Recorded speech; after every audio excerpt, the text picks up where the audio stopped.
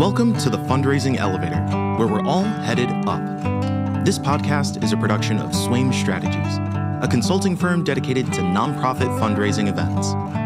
We're coming to you today from the studios of the AV department. Please welcome our hosts, Kristen Steele and Samantha Swaim. Well, hello. Welcome to the Fundraising Elevator, where we're all headed up. I am so excited today.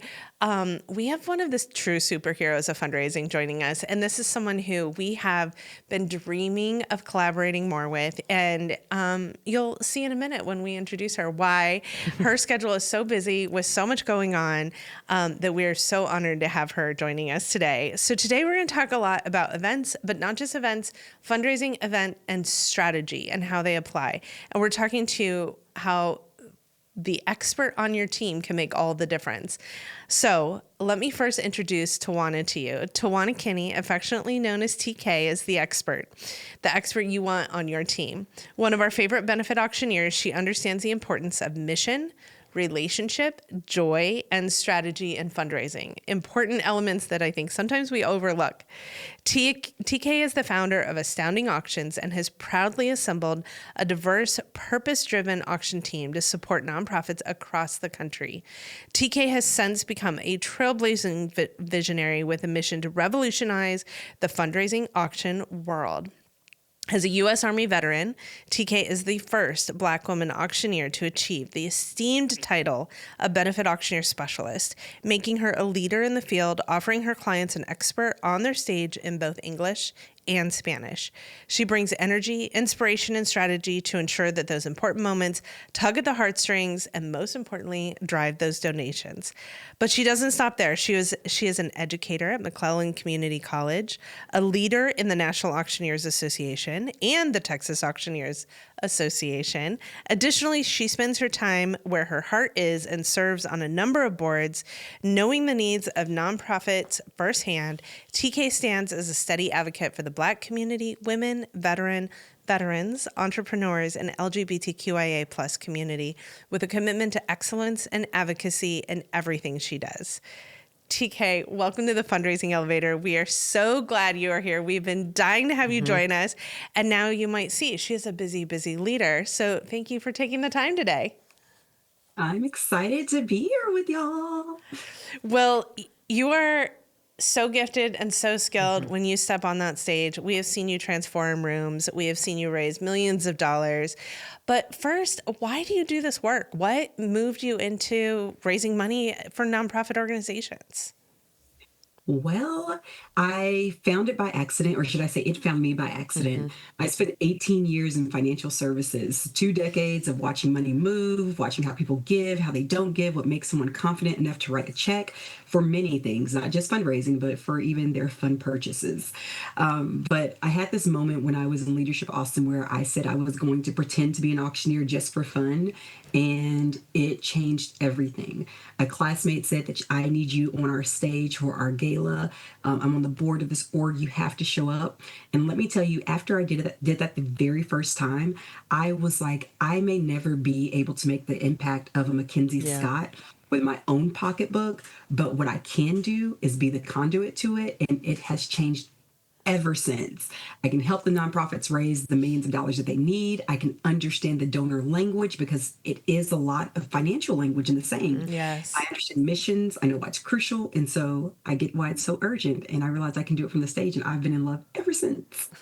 I love that. And you do it beautifully. I mean, the work you do on stage is really amazing to watch. The joy that you bring to fundraising, I think, is super transformative. Thanks. I love it. I really do. It's my happy space. It shows. And I think that joy and fundraising going together is the magic sauce. And I think folks don't understand what an auctioneer can do for them. I think often the frame of auctioneer within the benefits space work against each other, and what people come to understand or have been told this is what should happen or not happen. What should an auctioneer actually be doing for an organization in their mission? Well, they should be teaching the joy in giving, just like you said, Kristen. It is joyful. Your auctioneer should be that conduit to the joy. That microphone when you're on stage is literally the last 90 minutes of your work that should have started at the very least 90 days before you were working together. Your benefit auctioneer is entitle an auctioneer, but that is the least important part of what they do.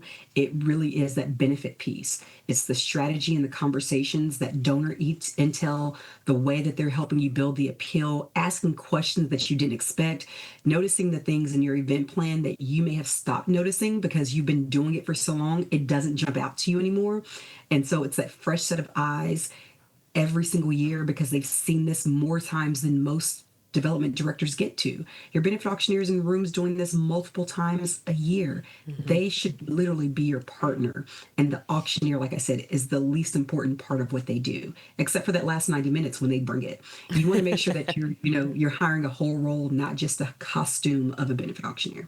Yeah, I think a lot of folks, especially, over time in the sector, we've all sat through, a huge auction catalog in the late 90s and early aughts of galas that went on for 6 hours. And this idea of bringing in a hired gun kind of took traction of like, this is just somebody we bring in at the last minute who gets on stage and executes all of these transactional pieces. And I think reframing that for folks is where fundraising can start. Well, and I think the Benefit Auctioneer Specialist is something to talk about because in those times, in the times that we really saw the rise of fundraising events move toward auctions, the Benefit Auctioneer Specialist was a certification that launched in the National Auctioneers Association because most auctioneers are coming from a commercial background.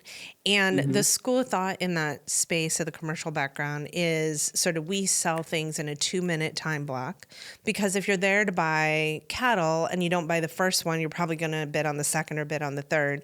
So time becomes a tool in a commercial auctioneer. And yet in a benefit setting, oftentimes that can feel like a Mack truck running through your event. It can feel like you leave money on the table. It can feel aggressive. And we've had that negative sort of impact. And then people go, I don't know how I feel about hiring an auctioneer. Then comes along Benefit Auctioneer Specialist, a certification to designate the difference. TiWanna, I want to ask you first, can you talk about what the difference is? And then I want to ask, what should folks really be looking for when they're hiring a benefit auctioneer? Like, what is a good auctioneer? Yeah, that's such a good question. So I will say that there's no right answer for every nonprofit out there, right? Yeah. Like the nonprofit, the benefit auctioneer that works for organization X may not work for organization Y. Right. So my first rule in this is that do they authentically reflect your mission? If you say that your mission is LGBTQIA rights, does your person vote for that legislation? Does your person march for those rights? Yeah. Do they believe in this? Will they stand up proudly and say that LGBTQIA families deserve to have a safe space? Can they authentically say that Black Lives Matter? Can they genuinely say that immigrants deserve refuge and peace? If they can't say those things genuinely, you can't put them on your stage. You can't have that person standing up for you and speaking for you. And what I will say is that the Benefit Auctioneer Specialist doesn't say that designation doesn't say that that is your skill set. What the Benefit Auctioneer Specialist designation does say is that you've taken a course that teaches you the bare bones. It does not take the onus of you having to do the work away. So having that designation is step one. But step two is that do you do the work? Do you know the right questions to ask? Are you curious? Because curiosity can get you so far. But once you're curious, the next step is, do you know what to do with that curiosity? It's great to ask a lot of questions and collect data, but am I asking the questions and it's like, okay, but now what do I do with that?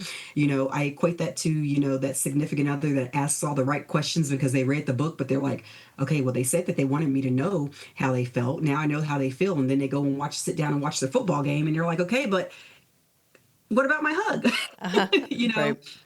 Much the same in terms of the relationship in your benefit auctioneer specialist. They need to ask the right questions. There are some incredible benefit auctioneers out there who have never taken a licensing course, that have never taken the benefit auctioneer specialist course. And that does not mean that they are not great. But what it does mean is that if you see that BAS designation, did they take the steps? What did you do after that? How do you continue to grow and expound? Because many of the skills that you need to be an excellent fundraiser or an excellent stage presence has nothing to do with just that course. Do you know how to improv? When plates come crashing down because a waiter tripped over the line, what does your benefit auctioneer do? Do they make it awkward? Do they panic? Do they, go dynamic? Don't panic, go dynamic. What happens in the moment? And if you don't have a person who knows how to do that, then what? If an emergency pops up, what happens then? Yeah. Can they carry the space eloquently? Can they honor what you do and how you do it in all moments? And that's what's most important. Ask the questions. What do you do when the fan and the ceiling falls? Can you still stand, or do you run away? Yeah. I think that's super critical to think about. I mean, I think often these can be one and the same, but we think about the MC as holding space on the stage and sort of being that extension, ideally, of what's happening. And I think thinking about everybody on the stage that way, and how your auctioneer is an extension of your work, and people, when they come to identify that personality with your mission, that they go, oh, I understand this. They understand this. If your auctioneer doesn't understand you, like that, you've already left money on the table before they even take the stage. There are about a dozen auctioneers out there that I feel like they fall into the category of a professional who totally understands fundraising and strategy, but also I know I can trust to handle any situation. That after a year of planning an event, I feel confident and almost won't even consider other options if I don't know that person's on stage. And TK, something you said about handling an emergency, I think is important. We've been talking on the show a lot about what to do in the face of an emergency and how to be prepared for an emergency. And we've had weird things happen, like candles being the only light in the room because the power went out in the room. And it's like, okay, thank goodness we had a little bit of candlelight, but it was the auctioneer that took control of that moment, helped to make sure that everyone knew, just please stay in your seat. Power has gone out. The generator's going to kick in a minute. In the meantime, check on your neighbor, make sure everyone's doing okay. And then all of a sudden the lights came on and then the party started, and let's have a big round of applause for all those working behind the scenes, and back to the program. Yep. And it was because we had a really great benefit auctioneer on the stage to do that. Yep. So I appreciate that it is more than just the ability to auction, right? Like having a patter is a teeny tiny little piece of the puzzle. But you also have a lot of strategy you bring to the table too. So I think that having a partner in it is really being able to identify the alignment you talk about, which I think is such a value add, because that ultimately impacts your bottom line, right? That impacts how the guests feel about your mission. Absolutely. And I think too, the frame around auctioneering that we all should be graduating from is from getting out of transaction into relationship. And you often say that auctioneers shouldn't take money, they should make money. What does that look like in action for you? So, you got the gospel going. I love it. Right now. Okay, so one thing that I hear oftentimes is that a nonprofit can call and they'll say, we can't afford to hire an auctioneer. And I 100% agree that you can't afford to hire an auctioneer if you believe that you can't. But what you can't afford not to do is to not hire a strategist, someone who's a partner. Like I said, many nonprofits, they do this one gala once a year. If your person is well connected, they may go to a few additional galas throughout the year. But the problem becomes you don't get to see the nuances. You don't know why something worked or why something didn't work. You don't know what questions to ask. You don't know anything except for what's in your house. And so the problem becomes, I don't have a partner in this. Your benefit auctioneer should make you money in the sense that they should ask you the questions that you hadn't thought of. They should know about your donors. They should know about your fundraising in the past. They should be able to spot and identify trends. They should be part fundraising consultant. It's not just what happens when they grab that microphone. If you're not meeting with them ahead of time and they're getting to ask you questions and learning your donor profiles, who your key donors are, what the capacity of your donors are, and even if you don't know these things, that is okay. Because this is where you start to make that change. This is where the magic happens. You're uncomfortable because you ask me something I don't know. Oh my stars, what do I do? You go find it out. And you say, next year, we're going to come in stronger. So even if you can't hire an auctioneer that year, at the very least, hire a strategist that can now help you be intentional going into this year. And next year, hire both an auctioneer and a strategist. Someone's going to help you, who's going to help you connect those dots on what you missed, what you may not have actually known, and say, you have a strategy, you just didn't know how to put it together on paper. So how does that look for you? If we're engaging TK, the auctioneer versus TK, the strategist, how do you show up differently and engage with your clients? Well, so, one of my first tricks is that TK and TiWanna. So this is TiWanna that you all have sitting in front of me with my glasses on. TK, the glasses come off and it's full glam. That's my Sasha Fierce Beyonce moment. I'm taking ring applications if anybody wants to ring one. Shameless plug. But in the strategy, I want to know everything. I have deemed myself your nosy BFF. I want to know it all.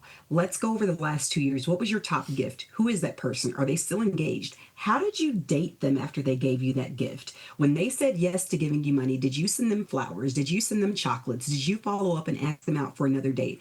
So first, let's analyze what you're doing, what you can control. How are you showing up in this relationship that you want to build with someone? Because ultimately in fundraising, the goal is to be left in the will, right? Just like in a good marriage, leave me in that will, give me the money, honey. And the same thing with your nonprofit partners. That's what you ultimately want. So are you building a strong relationship with them with intentionality? Are you dating them? Are you wooing them? And let's look at that first. Okay, are they coming back in this room? If the answer is yes, that's good. But how do we make sure that we make this exciting? We can't take someone on the same date for 3-4 times in a row, because now they know all of our party tricks. They don't want to date us after that. They're like, give me something new. They're on to the next hot thing. So we have to make sure that we stay hot and keep them engaged. So what have we been doing? How can we tell our story differently? How can we highlight them? And more importantly, how can we make them feel like a rock star? Even if they don't like public recognition, we can talk about them without having to say, Kristen, without having to say Sam. We can still let them know we're talking about them, that we see them without putting them in the spotlight. But it's all about asking the questions of how does your donor feel the love and getting them going. And if you don't know who's coming to your event, that's why I say in that year one, if you don't hire an auctioneer, hire a strategist. So the way you can find out who they are and how do we get them back. Did they have capacity and just not raise? And if they didn't raise their paddle, why? What did we do? Did we tell them the right story? Did we talk about ourselves too much and not ask enough about them? Did we invite them to lean into us? Did we engage them, or did we just drably blah, blah, blah, blah, blah? No one wants that. But do we give them our story and excitement and something they could paint a picture of themselves in? It's dating. And that's my strategy, is to take them on a date. Well, and what's amazing about what you're talking about is the surest path to get out of transaction is to be in relationship. And what you're advocating for, and for me, what the best benefit auctioneer folks, regardless of the letters after their name or not, are doing is understanding that. They're understanding that they're a conduit for the organization to donors, but also in some of the best cases, they also themselves are in relationship to the donor. And the donor is having conversations with them that maybe the donor is not having with the organization. It's true. Right? And there is a lot of power and trust in that moment.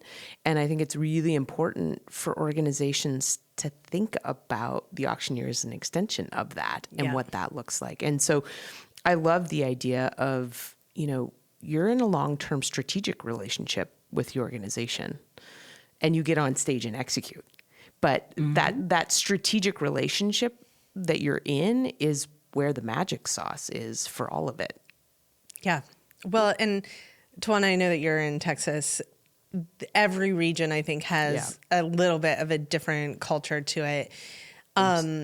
And while I think you work nationally, a lot of our auctioneer partners work nationally, we work nationally, every community still has its own culture. And I find that oftentimes the benefit auctioneer is the person who has the stronger relationship with the donors in the room. Yeah. I mean, do you have any stories of a donor who's like come to you with a secret gift in advance of the actual fundraising?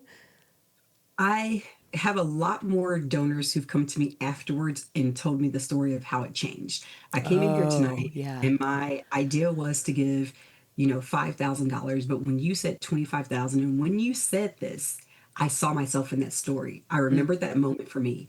I remembered what that felt like. And what they may not know is that I had that information. Have y'all ever seen the movie Leap of Faith with Steve Martin? Yeah. It's an old movie from the Yeah. 80s. Yeah. Okay. And you know how I love this movie. If y'all haven't seen it listening, go watch this movie. But how he has they're whispering in his ear and telling him about the people they're having conversations with. And it's kind of that moment for me. Where I have this information and they're telling me this person's here, this person's here, this person's here. And I take the time to research your donors. I'm like, okay, well, this person is here, but why are they a major donor? What made them buy this table at this amount? And they're like, oh, well, their family member had this, and they think they're telling me this in passing.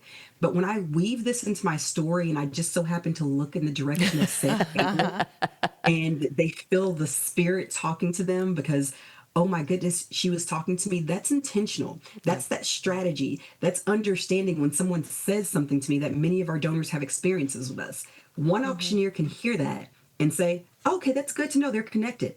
Give me some examples of that. Tell me, what experiences have those donors have? Can you paint an example of 2 or 3 of them and tell me what happened? And strip that story down to the bare bones and call it the family who had an emergency and they didn't know where the nearest Trauma One hospital was. And they had it right here in their community and they were medevac there. And their lives were saved because of this access right here. It was the difference between their Friday night being devastating and their Friday night feeling like a celebration. And wow, it was a Friday night for me. I medevac too. Wow, I see that. I have to now give 25 instead of 5 because that's my story. Well done. Yeah. That's why you raise so much money. That's beautiful. I love that. I mean, we've had the experience frequently where the benefit auctioneer is the conduit to the person's wish for how they want to give because they want it to be a surprise or they want to surprise someone in the room. So they've approached the benefit auctioneer in advance of here's what I'm thinking, that kind of I'm going to whisper to you in advance. But that is next level, TK. That is beautiful. Mm-hmm. I always ask for a floor plan. I want the floor plan and I map it out from the table so I know where these people, because I don't think that anyone just gives this money because they have to. Yes. Do many foundations need to give money and do many people with the ability and means need to give money? Absolutely. But they didn't just give to you for no reason. There was a reason they were drawn to this why, not that why. Yep. And if you don't know why, then we're already failing. Yep. What is their why? And I feel like even a lot of nonprofits get so caught up, they forget to ask the why. They're just so happy and they focus on getting to know them that they don't ask the most basic question. Why did you choose us? That's right. Every donor has a personal mission that they are acting on, right? And that they want to see manifest in the world. And in the best cases, your organization becomes the place where they can make their mission, their personal mission happen. Yeah. Where that work can happen. If we don't ask why would we ask them for more money? Right. Yeah. That makes absolutely no sense to me. Well, when we know why, we can do that. Yeah. The relationship, I think, is at the core, but we're going to dive into some of the strategy. Yeah. We're going to take a short break so we can hear from one of our partners. And when we come back, I want to ask you a little bit about those magic moments that happen in the room. So we'll be right back with TiWanna Kenney.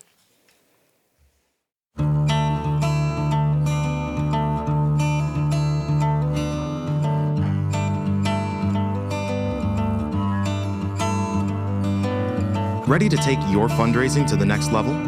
Need to get unstuck in your event planning? Now's your chance to connect directly with the experts behind the fundraising elevator. Book a one-on-one consulting session with Sam for strategic planning and fundraising strategy, with Kristen for your programming and storytelling, or Mary for your registration and data tools. They're here to provide you personalized answers to all your event questions. Don't wait. Raise more at your next fundraising event. Book your session today at swaimstrategies.com. You can also find the link in our show notes. Welcome back. We are here talking with TiWanna Kenney about auctioneering, changing the world, all the things. We were also talking about fundraising and dating and sort of how those pieces come together so that folks can really start to think about, what does this look like? That It's not some nebulous, weird thing that we're calling fundraising. It's something that we're all in the relationship business in the world doing, and that those tools apply across the board. TK, we want to dive into strategy, because so much of what we are invested in and you are invested in before you take the stage, and especially when you're on the stage, is strategy. And when folks think of auctioneers, they think of them selling things. What are your strategic hot takes on what changes that you want folks to make in their auctions? Ooh. Well, first, I want people to be comfortable with the idea that you don't have to have a ton of items. You can have one really good, solid item. You can even have none. But you don't need to have a swap meet of auction items. This is not an estate sale. Yes. This is not a, online sale. This is a fundraiser. It's okay to do what raises you the most funds. And sometimes it's not the live auction.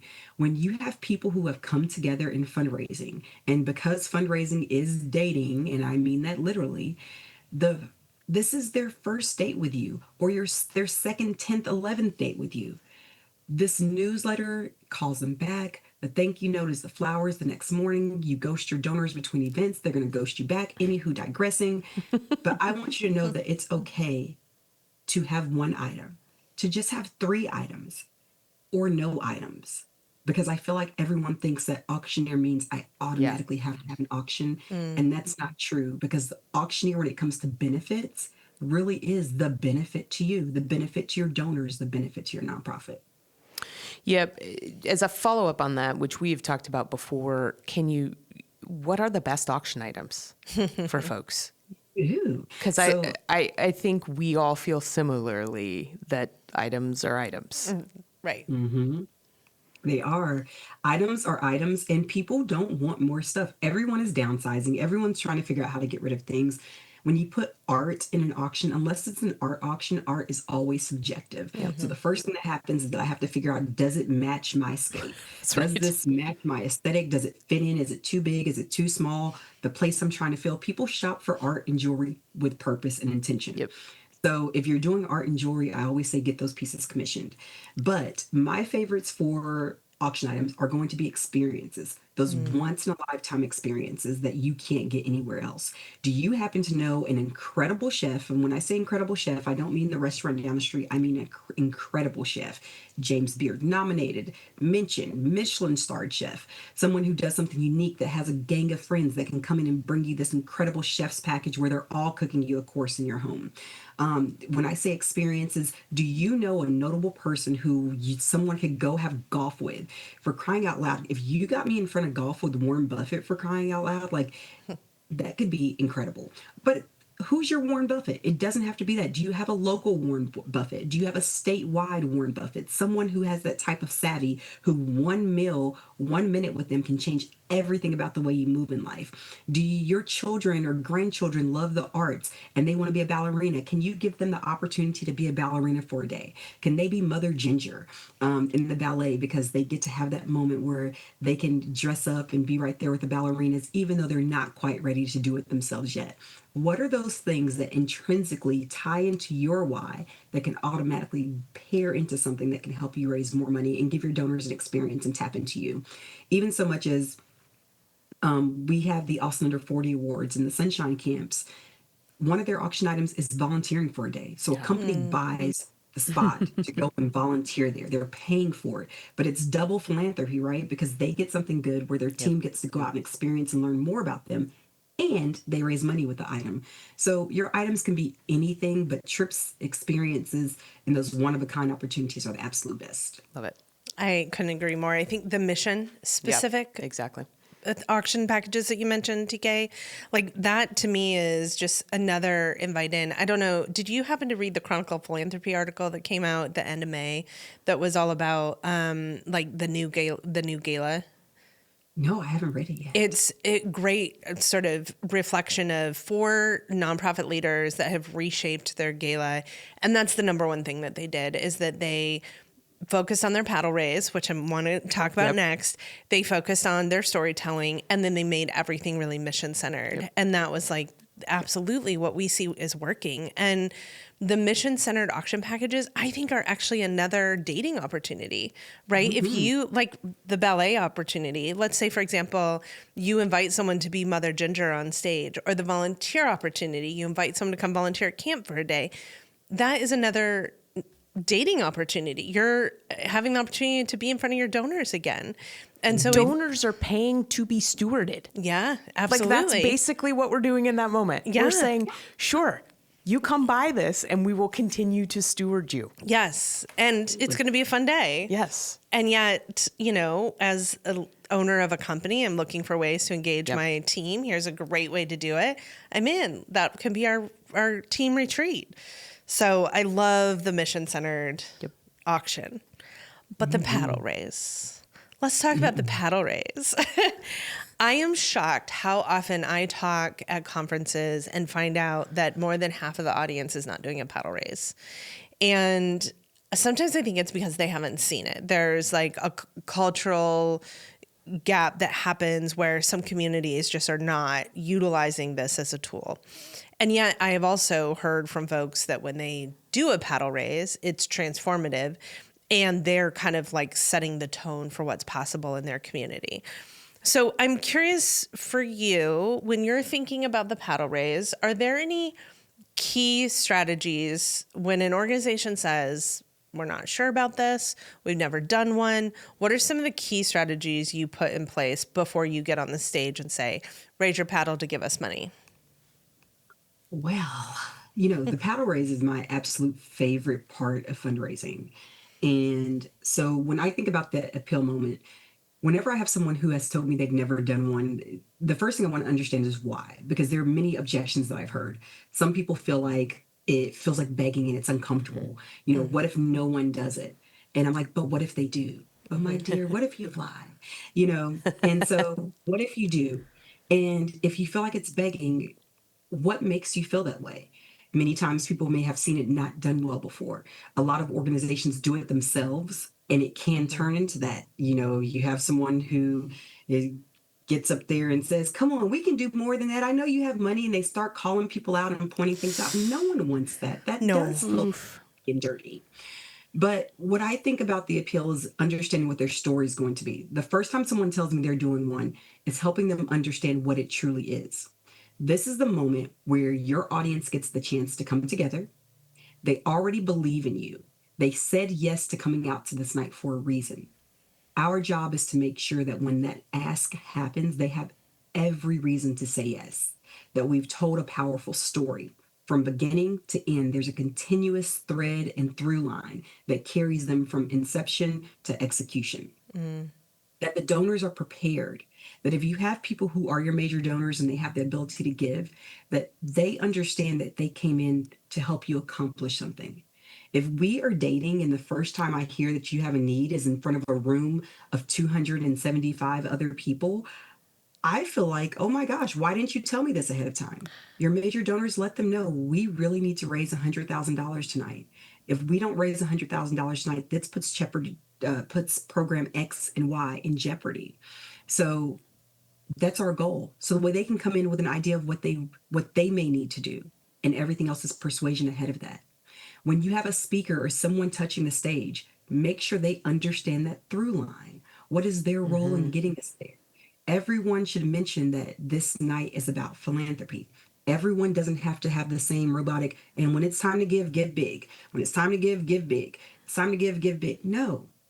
And tonight, we're here to make sure that the next 100 years is just successful by raising $100,000.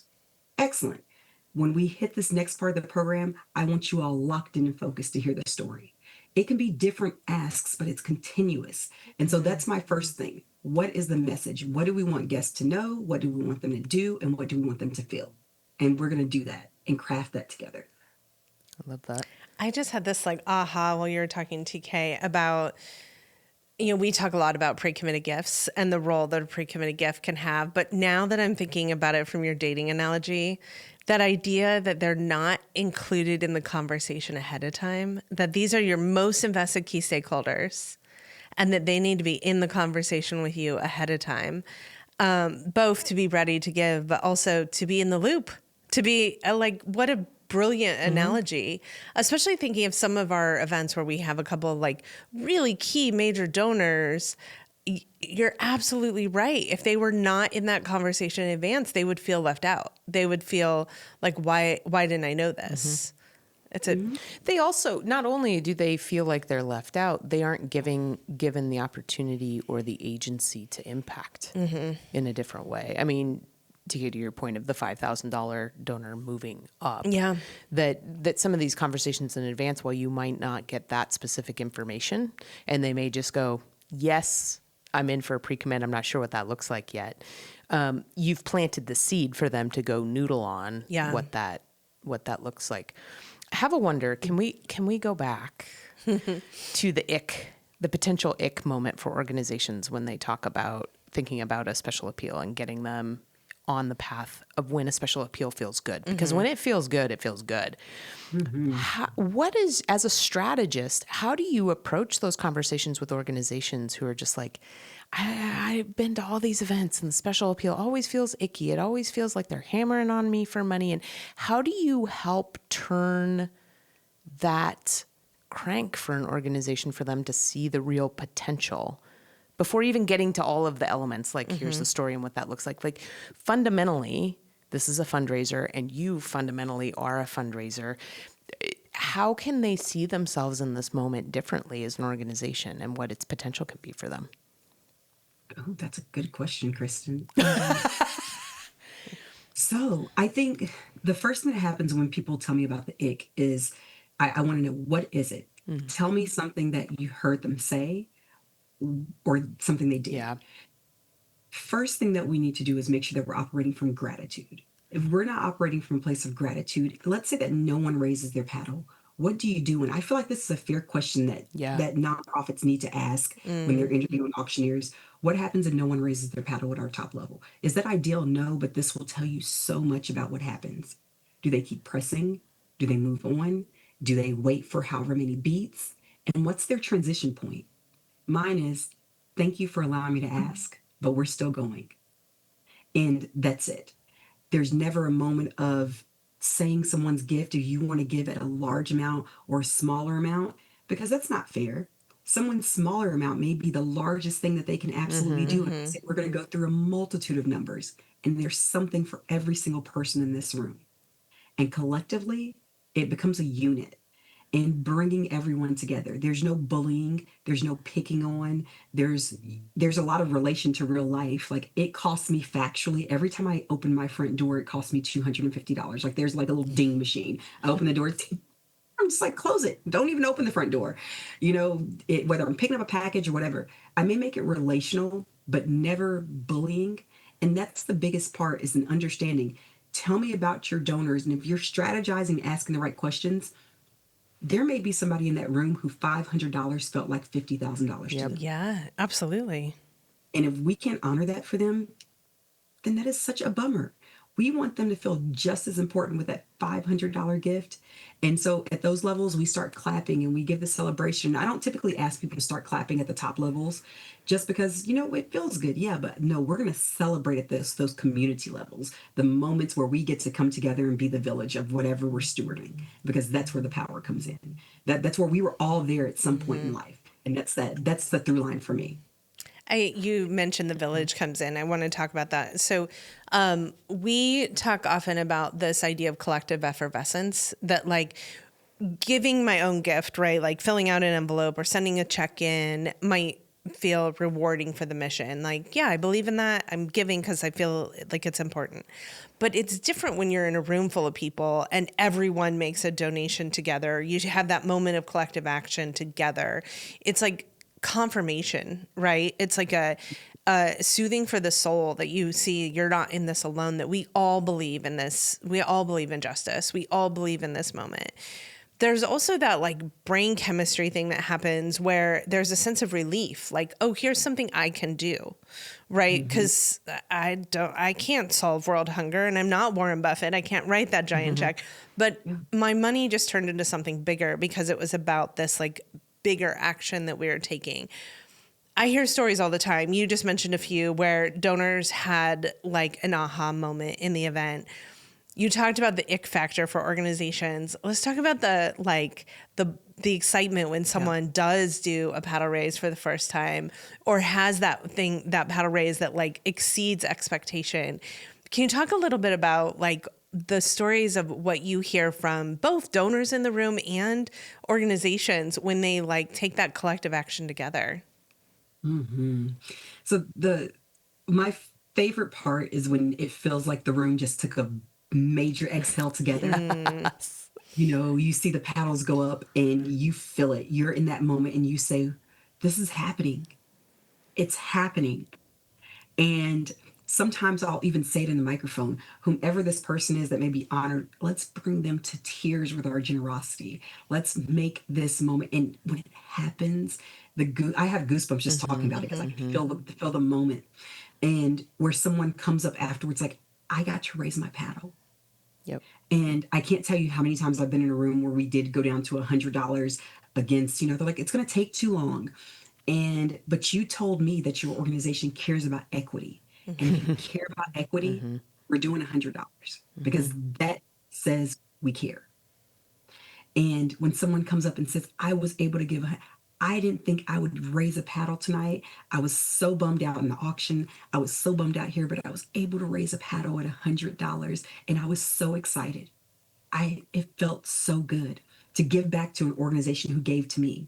I think people forget about their clients sometimes who are in the room, we say it's not a handout, it's a hand up, but they too want to be able to pay it forward. And that feeling they get of saying, I was that person in that video. I may have been in that video 2 or 3 years ago, and look at me now. Look at me now. And you get to see those moments. Or even the person who goes higher again than they intended to. I only planned on doing this.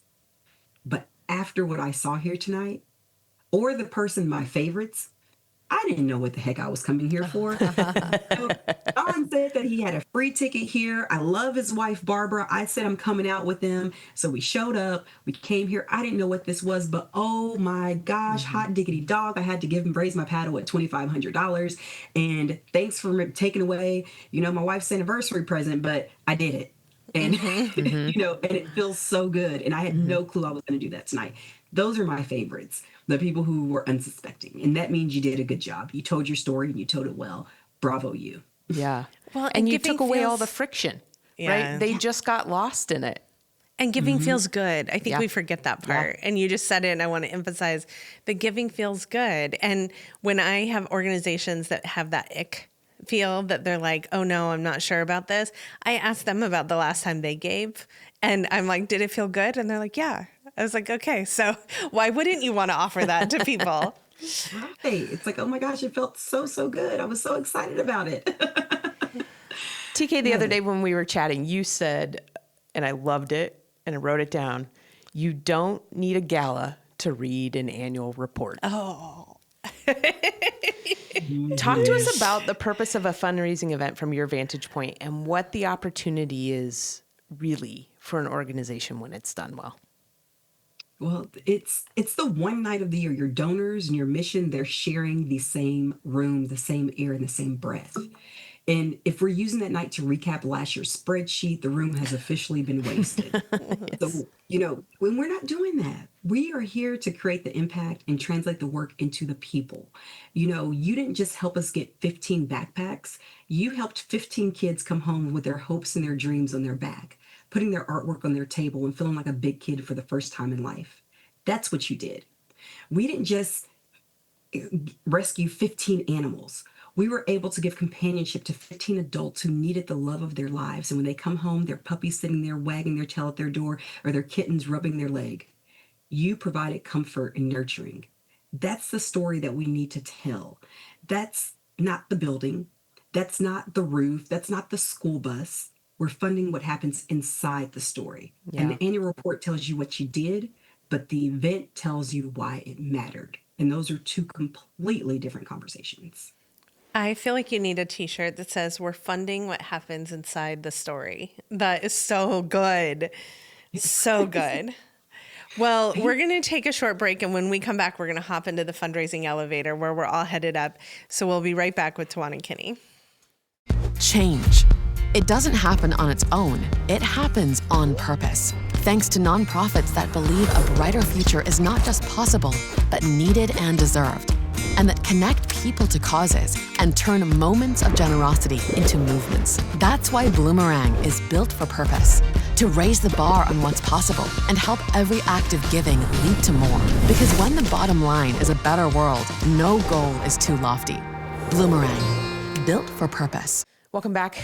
We are here with TiWanna Kenney getting all the good stuff about the potential of your event and what it can be for relationships for you and your organization, and how everybody's mission can actually happen through this moment. We ask all of our guests to join us in the fundraising elevator. TK, what is that parting word of wisdom that you would leave our nonprofit superheroes out there with so that they can all continue heading up? To stop hiring auctioneers and start hiring the person who's going to bring your story to life. Mm-hmm. Your auctioneer that is right for you is your matchmaker. They're the person in the middle of the relationship between you and your donors, helping each side see each other clearly. They're the one that knows how to read the room, when to slow down, when to step up, when to press, and that is your matchmaker. Treat the hire as such, because the right one's going to help you find the love of your life, which in this work is the donor base that shows up for you year after year, because they know the work and the relationship is worth it and real. Well, I know your dance card is very full. To stick to the dating analogy, I know that you have a very full calendar, even though you're currently taking applications for the ring. I want to know, if people want to work with you, can you talk a little bit about you, your team, and Astounding Auctions, and how people can engage you further? Absolutely. So, well, first they can find me at astoundingauctions.com. That's the entryway. So if you're a nonprofit, that's where you'll start. And even if we're not able to work together, the strategy is something that I absolutely love. And so it's not just myself. I have 2 additional strategists on the team. And then if you're looking for an auctioneer and you want an Astounding Auctioneer, we definitely have some of those, even if not TK. But I'd love to hear from you. I'd love to learn more about what you're up to, because who knows, there are things that happen. And when it is the right match, I am totally down to figure it out and take on my people. You can also find me on Instagram at Astounding Auctions and TK Says Do It, and LinkedIn. Come say hi. I read everything and engage. Let's have some fun and get to know each other. TK Says Do It. I don't follow you there. Now I need to go follow you there too.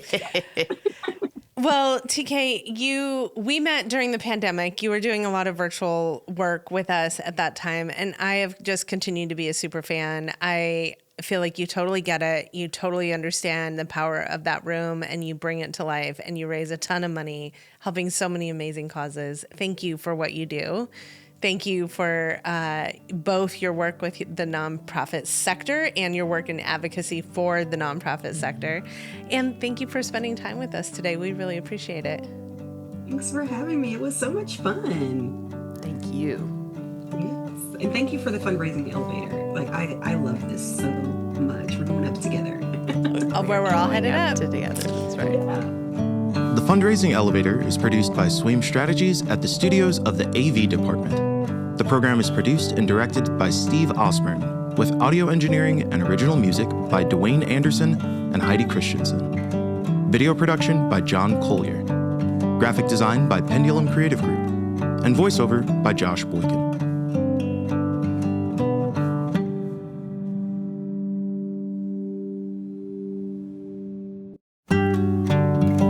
Friends, before we leave you, we want to ask for your help to make the podcast grow. If you enjoyed what you heard today, please like, follow, subscribe to the Fundraising Elevator.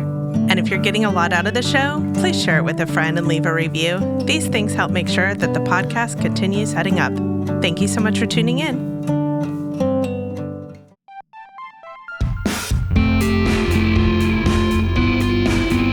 Are you ready to engage supporters and grow your base with your own podcast? Then let us introduce you to our partners at the AV department in Portland, Oregon. In addition to delivering exceptional live event audiovisual production and videography, they also have a top-tier production studio and an expert team ready to take your content ideas to the next level. Contact the AV department to schedule a consultation and start bringing your podcast vision to life.